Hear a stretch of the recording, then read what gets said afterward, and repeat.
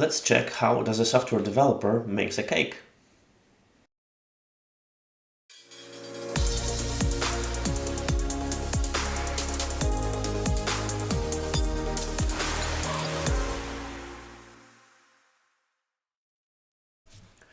Hello everyone, my name is Wojciech and you're watching Nonconformist. In the previous episode, we have learned that we can categorize programming languages by their level. Today we will discover a new category, programming paradigm. Don't get scared. Scientists and engineers very often have a habit of using $5 terms for 5-cent things. Basically, a programming paradigm describes the general approach that a software developer must take in order for a computer to solve a particular problem. Or, in other words, it defines the relationship between the code written by the developer and the actions that the computer will take as a result of executing that code. There is a number of software paradigms, but in the end they all derive from two root ones: imperative and declarative. The imperative programming paradigm is a way of writing programs by precisely defining the process that leads to solving some problem.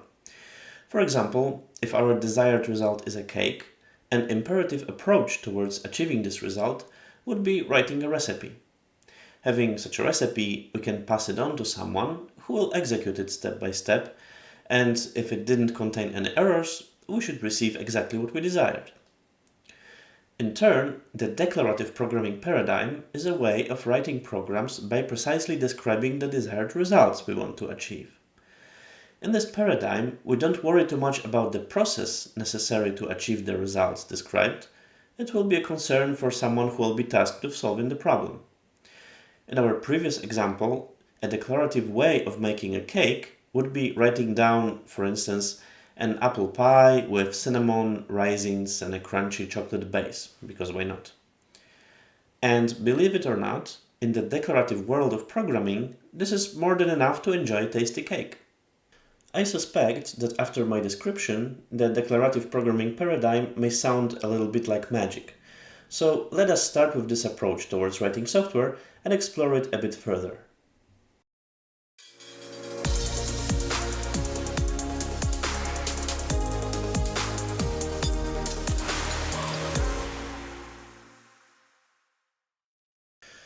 Intuitively, the declarative programming paradigm may sound as something impossible, on the edge of magic.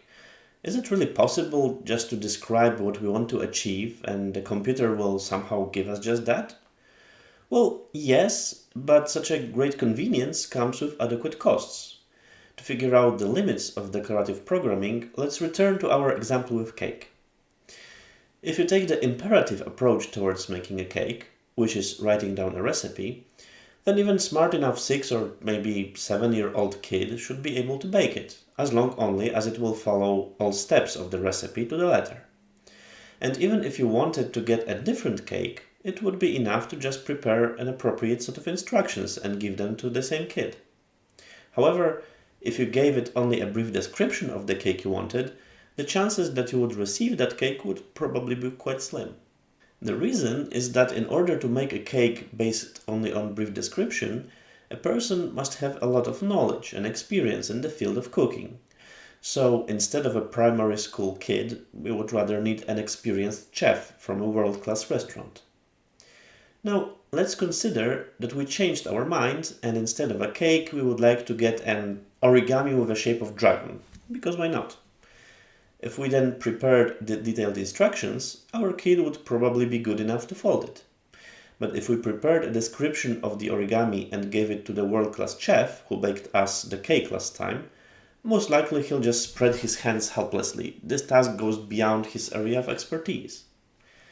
This time you probably would need to go to the Chinatown and search for a specialist there. Finally, there's a third important aspect of declarative bakery: time. It is actually very likely that our kid would outperform chef in preparing the cake. This may sound counterintuitive at first, but think about it.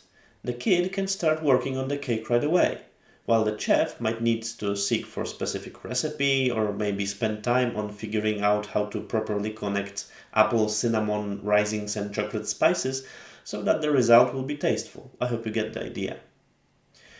Let's draw some conclusions.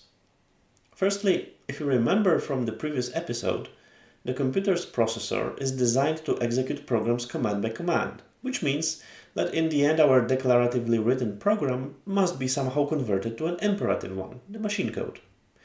So if you want to write programs declaratively, you will need some kind of intermediary who will do the conversion for you. Those intermediaries are special programs called interpreters or compilers, which takes care of this conversion. Secondly, declarative languages allows solving problems only in a specific domain. The reason is that the magic of describing desired results and getting them has its limits. The same way as there is no person on earth who is capable of doing everything, there is also no interpreter or compiler capable of solving all kinds of problems. Moreover, there are some domains for which there are no declarative languages, and the problem belonging to those domains must be solved imperatively. Thirdly, declaratively written code is usually slower than its imperative counterpart. The reason is that the compiler or interpreter of declarative language must be able to deal with all possible problems in its specific domain, while an imperative solution can always be tailor-made. Let me give you a different example. Let's say that you would like to be able to solve every possible problem in the area of transportation, so that will be our domain. What kind of vehicle would you pick so that it would fulfill this requirement? I would probably bet on a huge 18-wheel truck. Having one, you can both haul heavy cargo as well as go on vacation or drive to work. There are really only a few tasks which could surprise you. However, when I say that you can drive to work, I mean it is possible. It will definitely take more time than if you use a smaller car, and also most likely you will have enormous problems finding a parking spot. Similarly, if you enlisted on a car racing competition, you could take part on it because your truck can drive on tarmac, but the chances of winning would be most likely very slim. What would we need to do if we cared more about the performance? Well, the answer is that we would pick a different car for every specific set of problems.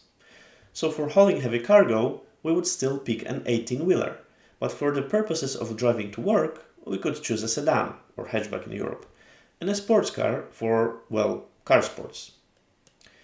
The 18-wheeler is a metaphor for the interpreter or compiler of a declarative language. It is supposed to be able to solve all problems in its domain, but it may not do that in the best possible way for all of them. On the other hand, a car picked for a specific task symbolizes an application written imperatively. It can solve far narrower set of problems, but does it more efficiently. So in a nutshell, the declarative programming allows you to write much less code, which is also a lot simpler, but at the expense of sticking to a single domain of problems, increasing the execution time, and also requiring specialized software to be able to process the declarative code at all. Now, when I put it this way, it seems like writing code declaratively is not really that much of a good idea. And yet, declarative languages are widely popular. So SQL, XML, CSS, or HTML, just to name a few. Why is that? You see, the argument of fewer and less complicated code is far more relevant than you might think. In reality, declarative code allows you to achieve results even an order of magnitude faster than if you wrote it imperatively. This benefit gains on relevance even more if when you figure out that the code once written is later modified multiple times. Moreover, the dynamic development of computing hardware made the performance sacrifices less painful. Once, if you was able to cut execution time from 10 seconds to a second, it made a real difference. Now the same optimization could cut execution time from 1/10 of a second to 1/100th of a second, which in a lot of cases is far below the threshold of relevance. So far, I have been talking about the declarative programming completely theoretically. So let me now give you an example of some real declarative code. What you now see is a small file written in HTML language. In a nutshell, it defines a document with title sample page and a single paragraph with text a la Makota, which means Alice has a cat. If I save it and then open in a web browser, it will be displayed on a screen. Note that I never defined which specific mechanism I'd like to use to display the text or even what font or color should it have. And yet, the web browser, which in this case acts as an interpreter for HTML code, had enough information to properly display the text for me. Let's now say that I want part of the text to be bold. Nothing could be easier. The only thing I need is to modify the code a little, then reload the page in the web browser, and voila, the text is now bold. Okay, now we know somewhat about the declarative programming paradigm. So let's talk about the imperative one.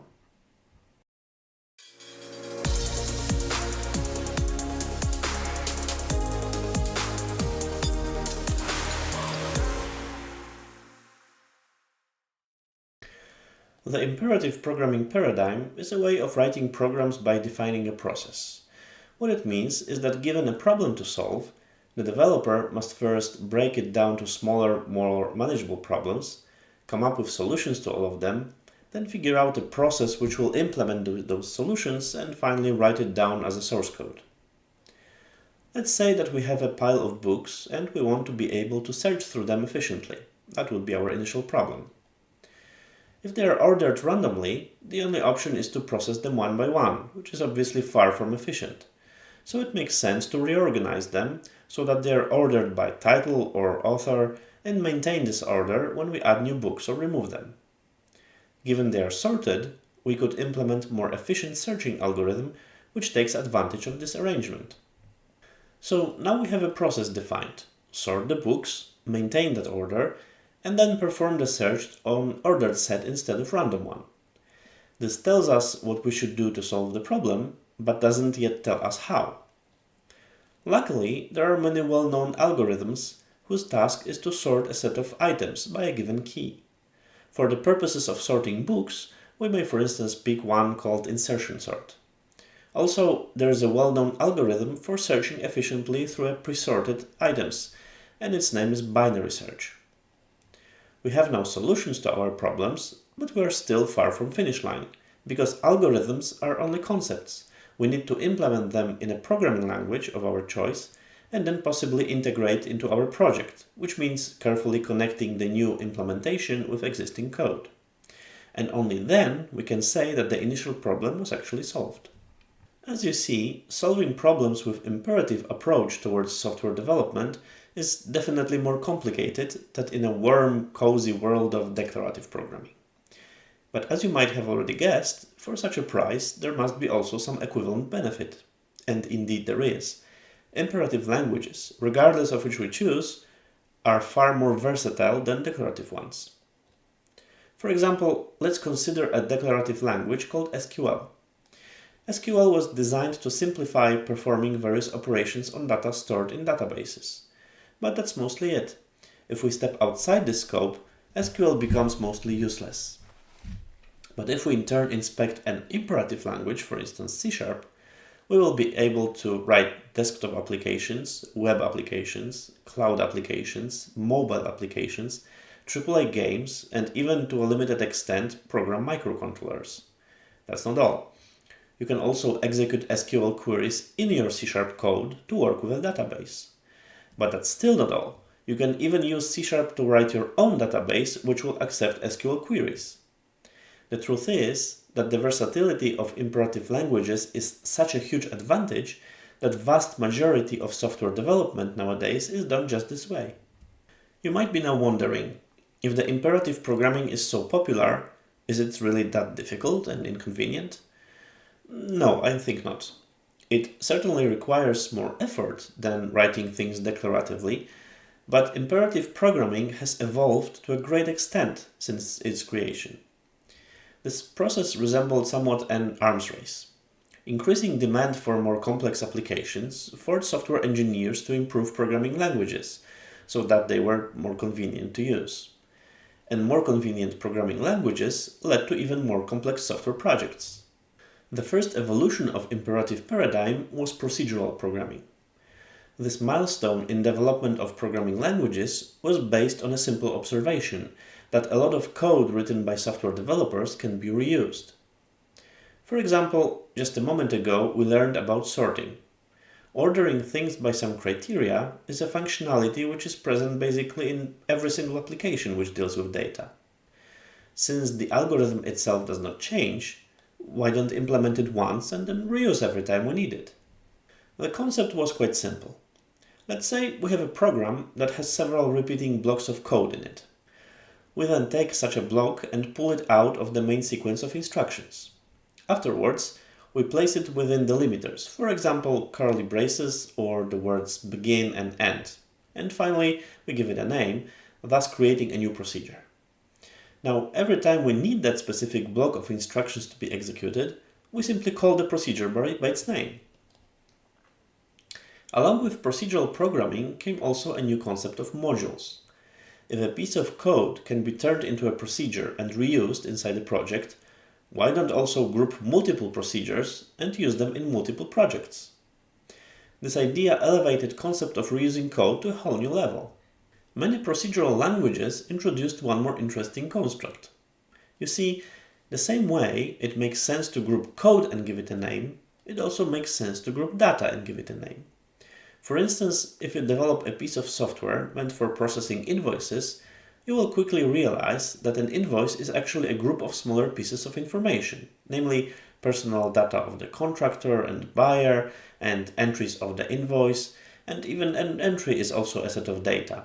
Name of the entry, unit of work, number of those units, and price per unit.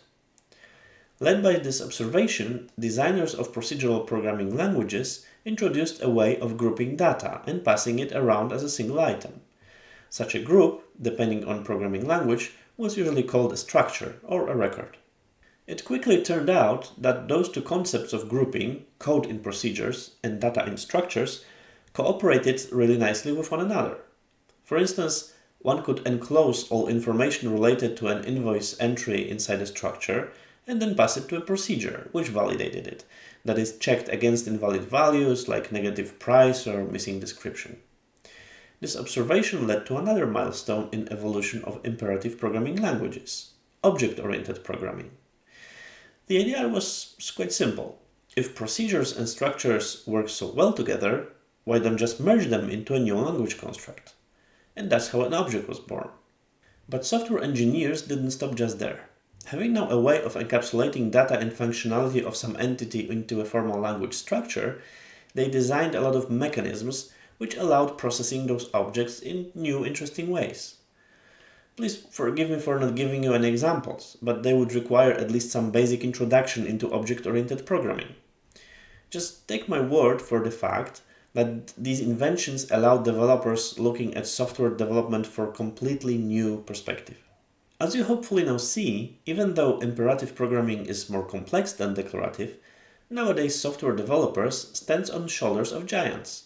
We have programming languages crafted to perfection throughout more than half a century, a vast, easily accessible repository of knowledge related to algorithms and data structures, and countless libraries which contains ready-made, thoroughly tested implementations of solutions to many known problems, and all that for free. In the previous episode, you have learned about why do we write software and what are programming languages.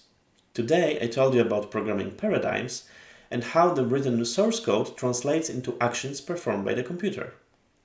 The last piece of puzzle will be telling you about software engineering, namely what happens during the whole process of software development and how does software developers' day in the job look like. I hope that this will finally dispel this metaphorical mist of mystery surrounding software development. My name is Wojciech, and this was Nonconformist.